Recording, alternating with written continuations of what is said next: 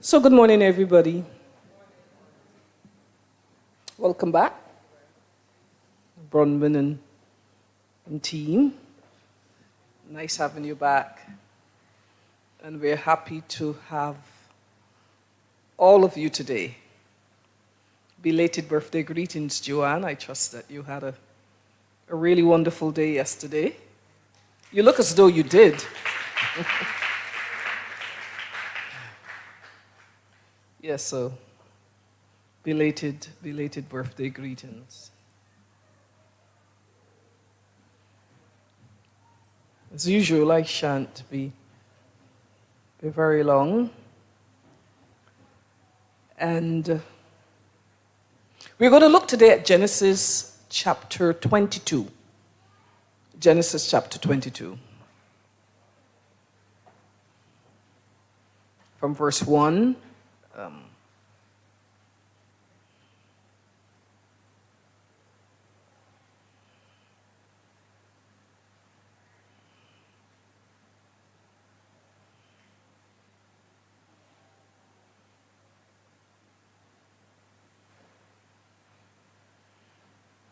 Just a few verses I will read.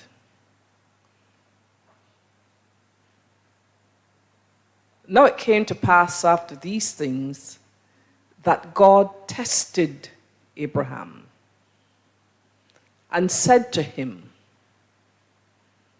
Abraham, and he said, Here I am.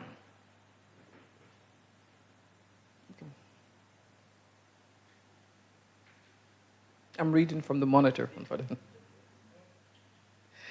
Then he said, Take now your son, your only son Isaac, whom you love.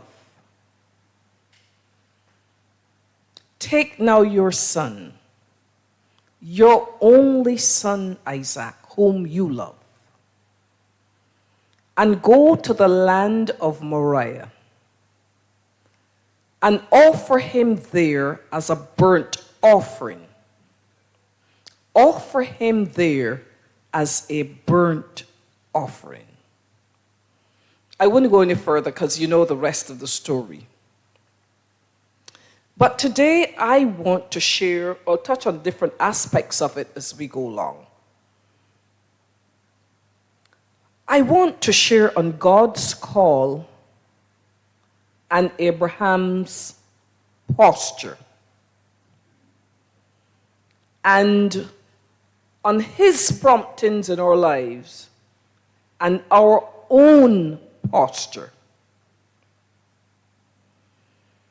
So what God required of Abraham, I've always noticed in the word God is, there's no gray area with God. It's black or white. We create gray areas when we want to do our thing, and when we want to be comfortable, and when we want to ease our conscience. We mix the two, and we sometimes we remain in that gray area. But I noticed that God is so precise and very specific. He said, Take your son, your only son. And we would know that this foreshadowed the sacrifice of Christ. The one whom you love. Now, Abraham at that time had another son called Ishmael. But God was very precise. Take the son whom you love. Go to the land of Moriah. Offer him as a burnt offering on one of the mountains which I shall specify. There's nothing gray about that. That's frighteningly precise.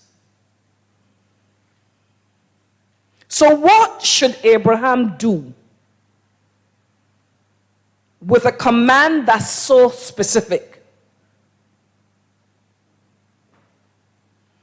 God had given him in his old age that son, the seed through whom all the nations of the earth shall be blessed. So this requirement of God, having given him the son, doesn't quite add up.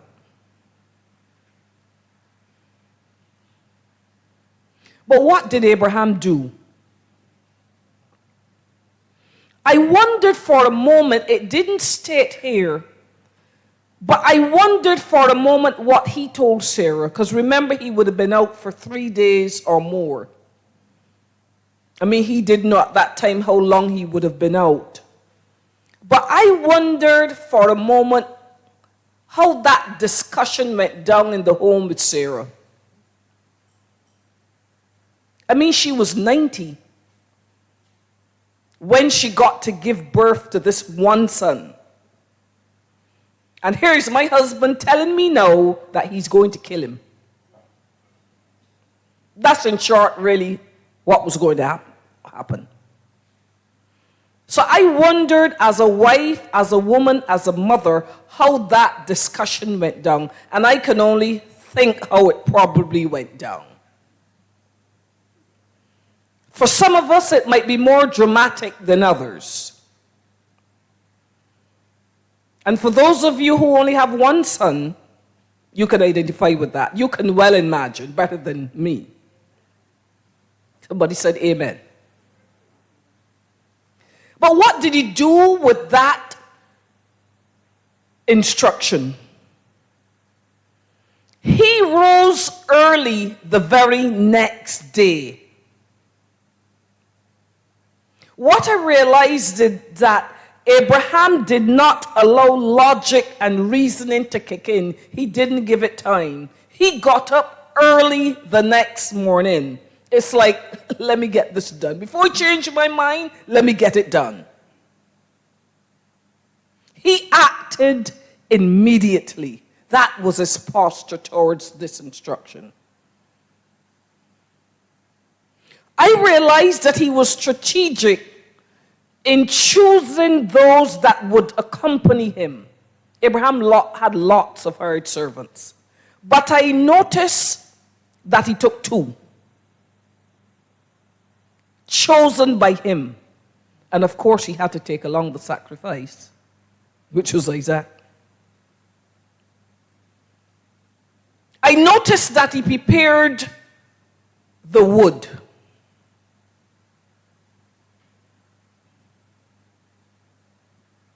He started on his journey to the place where God told him, to the land of Moriah. So these were a few things that he did. He got up early. He got on his donkey. He chose who he wanted to go with him. He prepared the wood. He started on his journey. And the word said it took at least 3 days, but he did not stop until he saw the place in view. He did not stop until he came to that place where God had shown him.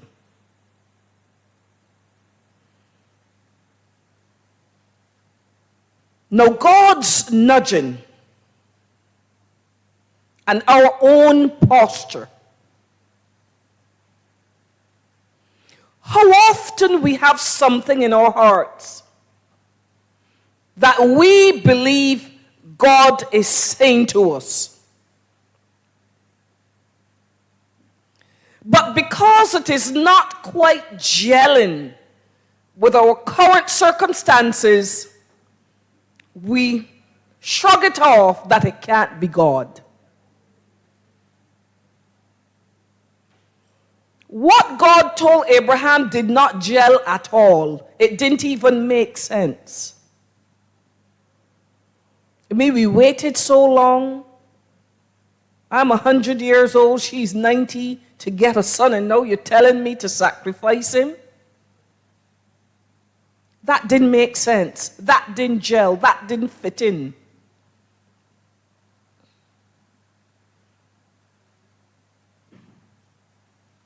God's request, I notice, is usually beyond our minds, our puny minds. We don't understand it. And as human beings, we are logical by nature. And we try to see the end at the beginning. But God does not always show us the end.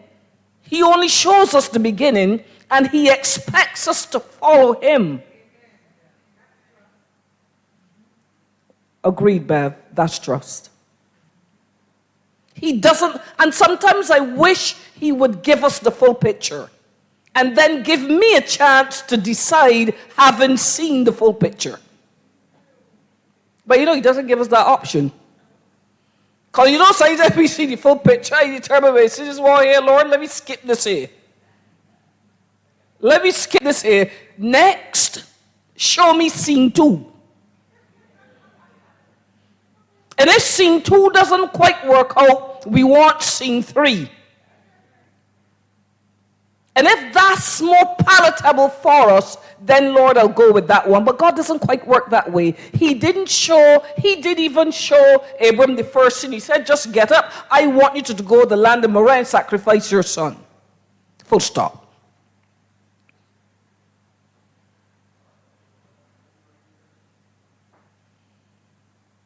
Can you imagine conquering a city by walking around it 7 times? Did that make sense? But ask Joshua about it. Let's go around 7 times and blow the horns, and at the 7th time the wall will come down. If that's the way, Lord, you want us to conquer the city, let me go. We probably would have had several committee meetings. I'm telling you. We would have had several meetings. And you could imagine pastor telling us to go around some way 7 times. And really, to none of us, it ain't making sense but him. So you know what? Let's have a meeting. So the apostolic team got to meet. And then the ushers got to meet.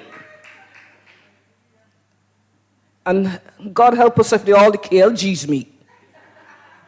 We ain't going around that wall at all. Because by the time we done all these meetings, a month or 2 months gone, and we ain't do nothing yet. The wall is still standing. Joshua said, let's go, because God has said.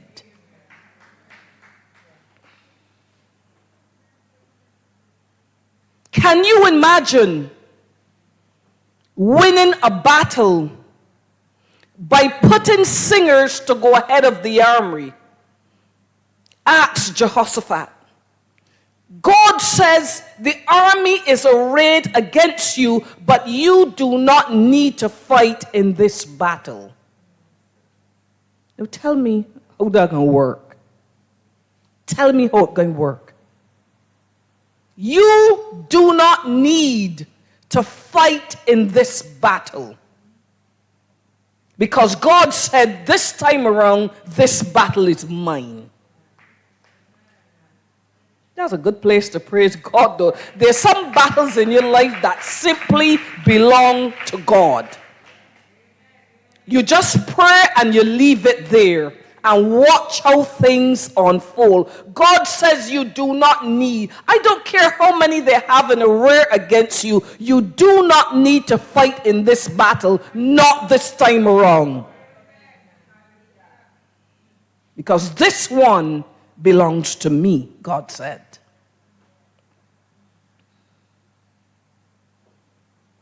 Can you imagine standing before a bush that's being burnt and not consumed? Asked Moses, and then worse yet, you hear a voice coming out the bush. It's bad enough it's not being consumed, But worse yet, somebody talking to you that you can't see from the bush. I can tell you the truth. I wouldn't hear the end of what God is saying. I really wouldn't hear the end of that one. I gone. I'm not the most confident person when it comes to things like weird things like that. I'm not the most confident person, I must admit. So I trust that God doesn't appear to me in strange ways. Because then I would say that is not God. You know what we will do? We will bind and loose. You know how we Pentecostals are, we love to know, we're very dramatic. We would be binding and loosing. And that time it is God, I say no more on that one. It must be logical. We like to reason, ask questions. It must make sense to us. So admittedly, God can sometimes appear to be illogical. And it is so to us because we do not see the big picture.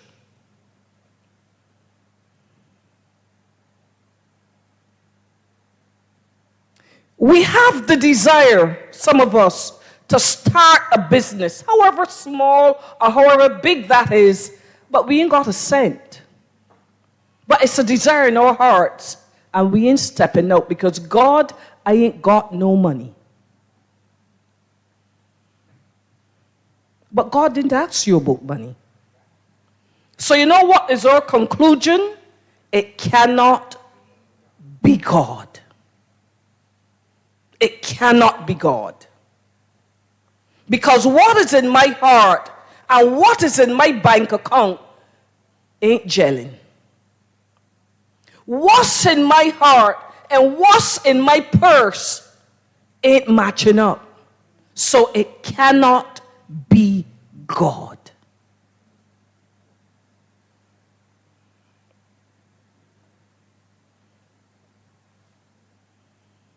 We want to write a book. Have you ever had that dream? Thank you, Pam. But we don't know where to start. And at best, we do not have a good command of the English language anyway. So you know what we conclude? It cannot be God.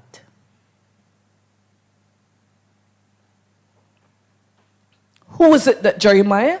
When God said, I've called you to be a prophet to the nations. And Jeremiah said, Lord, in case you didn't realize, I cannot talk too good.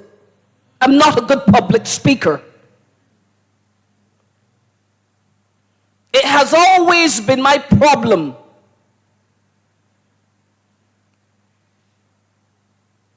It is said, right? But if you look at the history of President Biden, he really stuttered in school.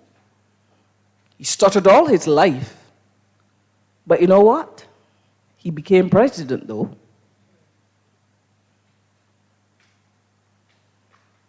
So Jeremiah reminded God, in case he had forgotten, Lord, I've never been a good speaker. So I don't know how you're going to send me to be a prophet to the nations. It is highly unlikely. So this cannot be you. But God said, hold it a minute.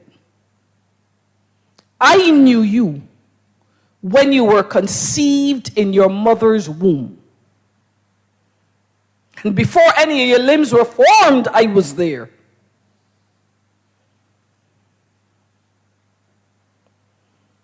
We probably want to step out and do something in our community or help the needy. But we ourselves are in need. So it cannot be God.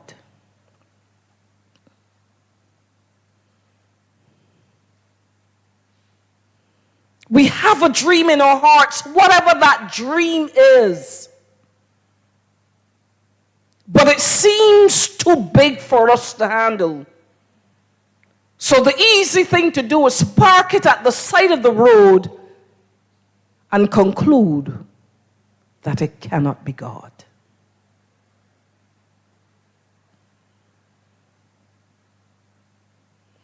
We even have a desire to do something in the kingdom of God,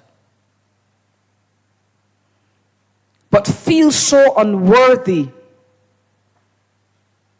because Satan keeps reminding us of our past. And we back off in our minds and we feel unfit.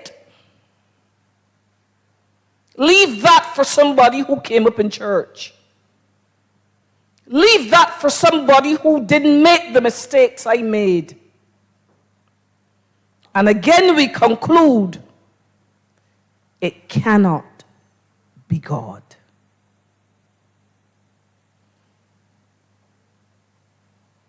When Paul reflected on his life, he says, for I am the least of the apostles.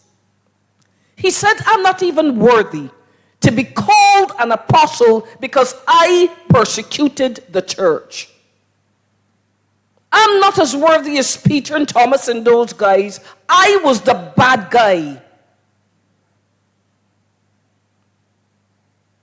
I did all the wrong things to the people of God. But I love what he said in 1 Corinthians 15. He said, by the grace of God, I am what I am. By the grace of God. And his grace toward me was not in vain. He said, but I labored more abundantly than they all. Yet not I, but the grace of God was with me.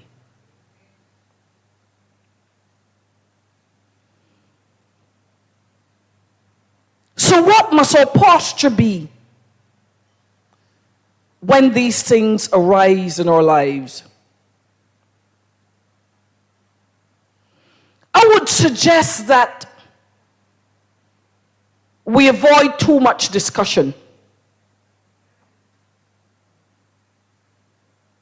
You can't talk with everybody. You know, we love to talk. And something's laid on our hearts. And when other people see your circumstances, or you tell them your dream, I know about that. You heard that? Seriously, you go with something really big and you're bubbling. So where you going to get this from? Where your money coming from? You know the bank ain't laying the money. Worse yet, you're black.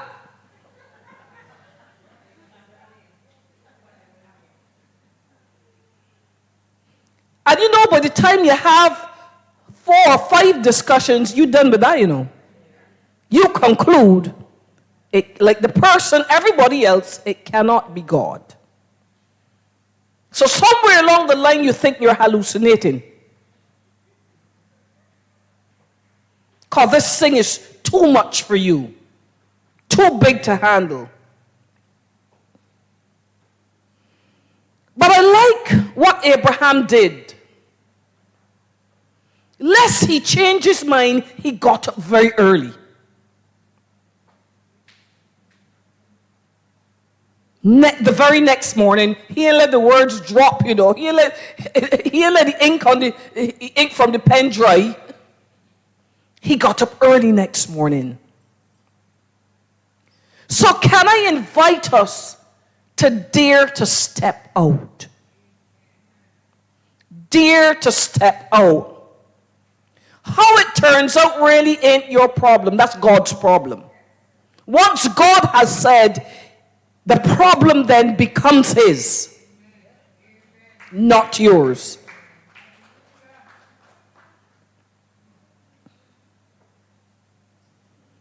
I noticed that Abraham prepared himself. You're going to make a sacrifice. He got up early and started to cut the wood.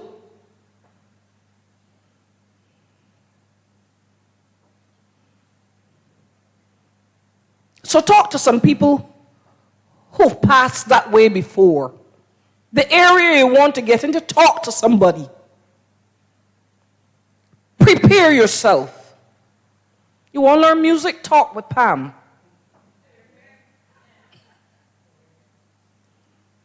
Prepare yourself.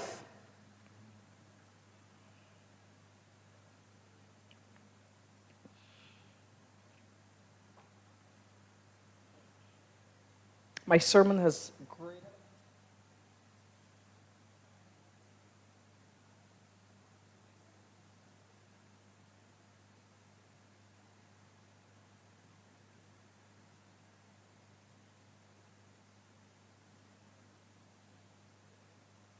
But this cannot be God.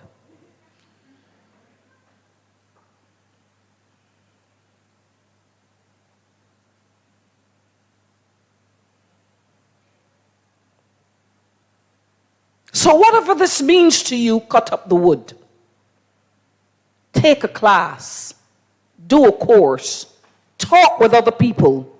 But prepare yourself.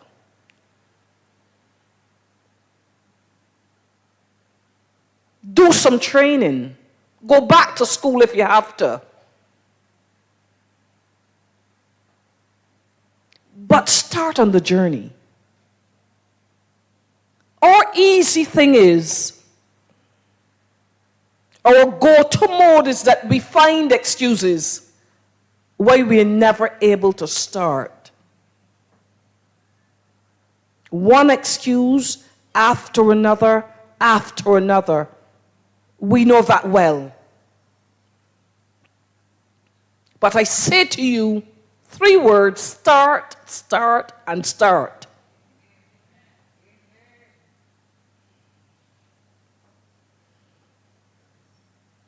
It took Abraham 3 days. It might take you more than 3 days. It might take you months before you see things starting to take shape. But may encourage your church to keep going. Keep on going. Keep at it.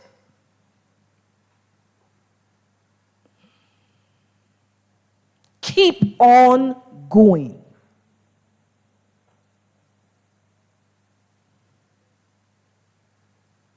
There came a point where Abraham could not take the servants any further. 2 of them he chose. He said, you stay here and you keep the donkeys company. He didn't say it that way. But stay here with the donkey and I'll catch up with you later. But Isaac, the 2 of us, we've got to go on further. So y'all wait here. Adjustments are hard to make in life. But we have to know when it's time to make some adjustments. Not necessarily leaving people behind who have helped us along the way. But that may be necessary too.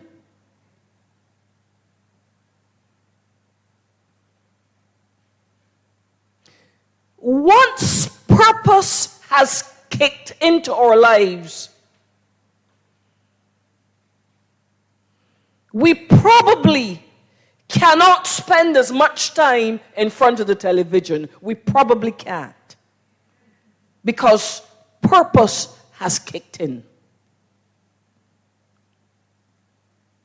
Because we understand this is God. We understand we have a dream. That God has placed this in our hearts. So like the servants, we have to leave some things behind. We have to kind of shake the baggage. And that's difficult to do. Because we hate to come out of our comfort zone. I watch this program every night at 7:30. And you know, some people can sit, and I really kind of admire people for that, who can sit and watch a movie after movie after movie after movie for hours. I don't quite get it, but I kind of admire it. I can't get it done.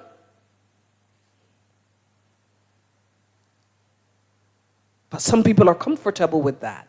But it all depends on our priorities and our vision and our purpose. But sometimes there comes a point when we have to make some adjustments. So we can't allow certain things to eat into our time like we used to. Because purpose has stepped in, and because we're focused, and because we believe it's God, we probably can't hang out on social media like we used to. We probably can't, unless we're doing some kind of research. We probably cannot. So we have to leave off some things. And we have to know when it is expedient to do so. So Abraham said to the servants, stay here. But we have to continue up the mountain. You have to know when to do so. And I pray that the purpose and will of God in our hearts gives us the strength, that tenacity, to know when we have to leave the servants behind.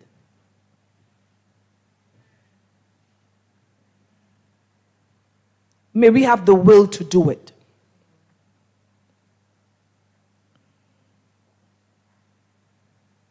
Abraham came to the place, finally, where God told him. He knew when he got there. The instructions were a little vague at first, but he knew when he got there. And he started to execute the plan. And some things happened there that would not have happened had he not reached that point. We know when we've reached that point of fulfillment. We know when we're saying answers to prayer. We know when we've encountered God.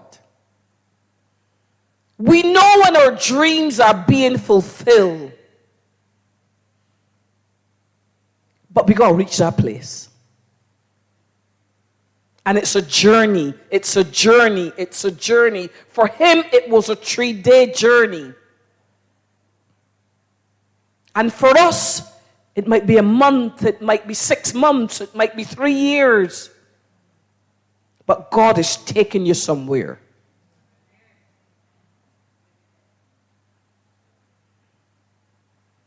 So he started to execute the plan.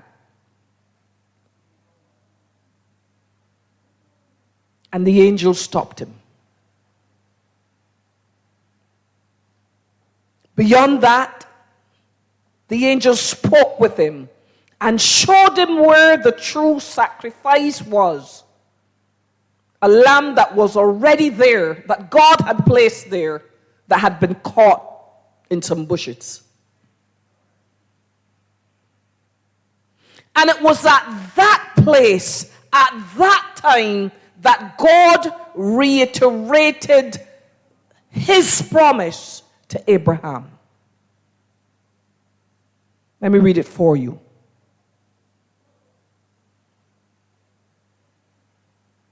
Verses 17 and 18.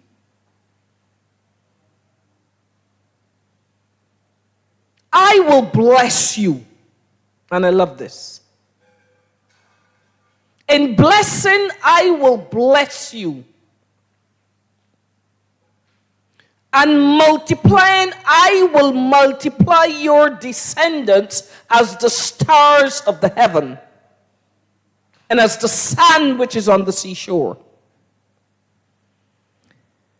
And your descendants shall possess the gate of their enemies. That's another sermon in itself. In your seed, all the nations of the earth shall be blessed because you have obeyed my voice.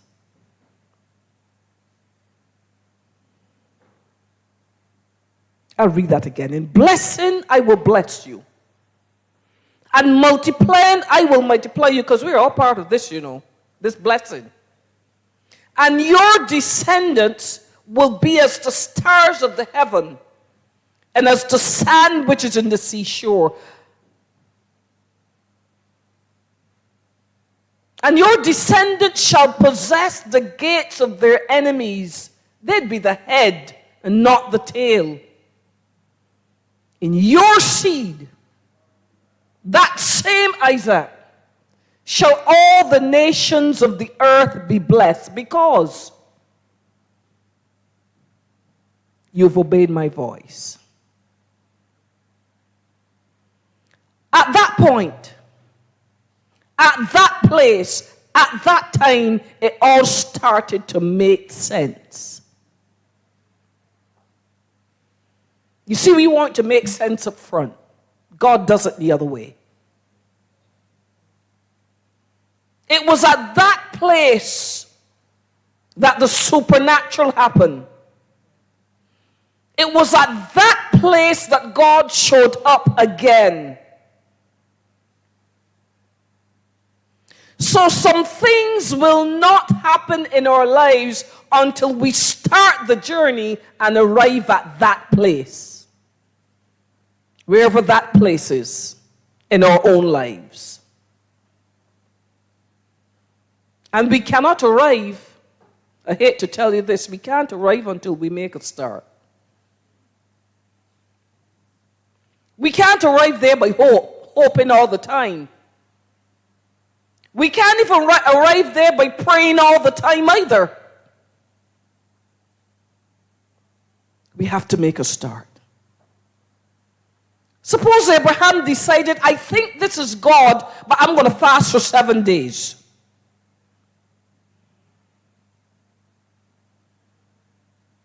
And do all the religious things that we love to do. So, I can pray and fast. That's my best thing. I'm praying about it. 3 months later, we're still praying about it. And we start none, We saddle the donkey and start moving off, We're praying. And we're fasting. I would suggest that we eat some food and make a start.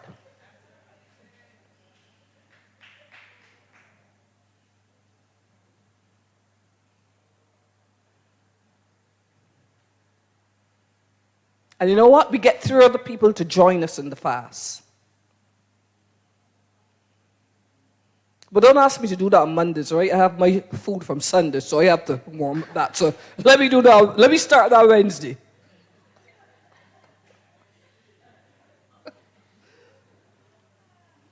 Ignore that. Let me start the fast Wednesday, not Monday. So we get other people to join us with the fast. That's otherwise called procrastination. Not a big word, but we just delay the inevitable.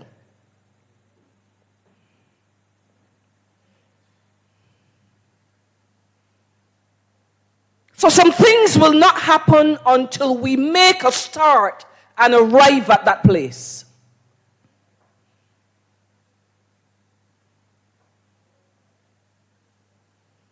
So saints, I say to you that the best is yet to come. But we got to make a start. Whatever dream is in our hearts, whatever it is we want to do, however little, however big it is, whatever is something that's nudging you all the time, make a start.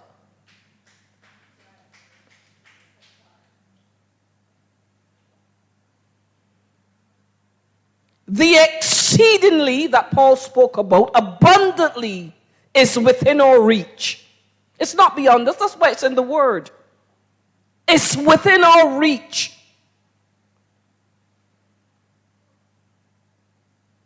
But we have to arrive at the place where we can taste of it.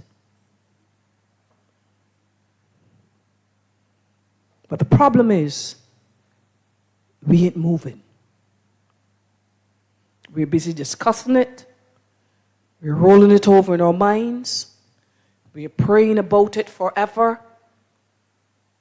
And God says, go to the land of Moriah, and I will show up for you. God wants to show up for us. Look, he's anxious, more anxious than we are, to show up for us. He's more anxious than we are to show up for us. But let's do like what Abraham did. He acted on it immediately. And repeat, he got up early next morning. He prepared the wood.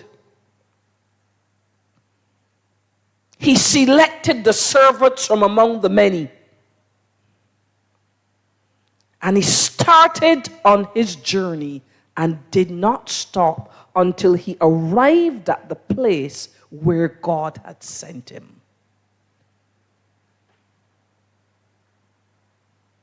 That's nothing peculiar to Abraham. These things are written for our example. They are written, they're nothing peculiar to him. This is written for our example. So we got to act, man. And we got to act now. I came across a clip this week. And for close, you would have seen it. And it's just a simple thing, and I'm including it because the theme of the conference is prayer. So, Joel, if you can, it's a lady who was minded in the night to pray. She acted immediately.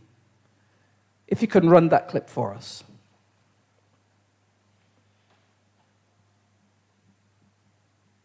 It was about 2 o'clock in the morning, and the Lord woke me up, and He said, you need to start praying. There's somebody on the way to your house, and they're coming to kill your whole family. And so I just began to pray in the Spirit. For a whole hour, I prayed in the Spirit.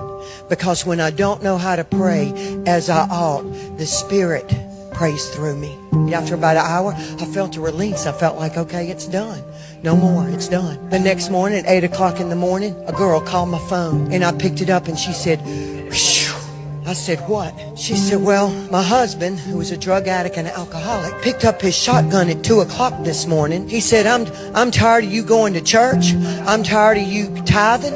I'm tired of you. I'm just tired of it. He said, I'll tell you what, I'll take care of pastors right now. And he picked up his shotgun to leave, to come to our house. And she said, I just couldn't call you last night. My husband, who's a drug addict and an alcoholic, picked up his shotgun at 2 o'clock this morning. He said, I'm tired of you going to church. I'm tired of you tithing.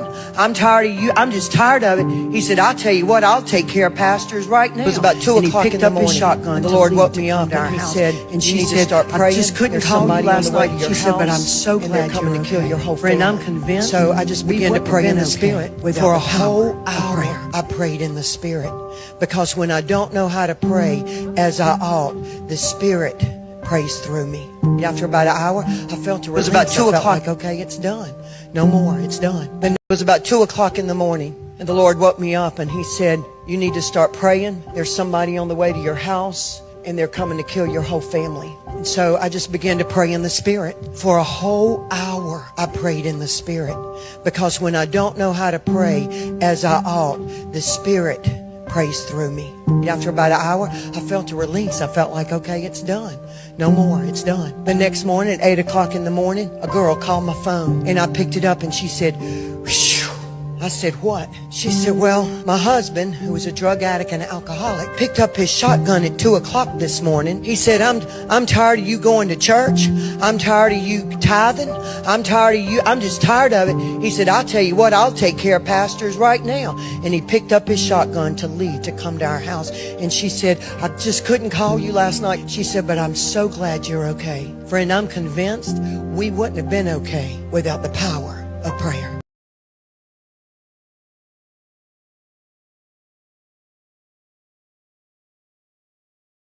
About the fact that there are times we have to act immediately,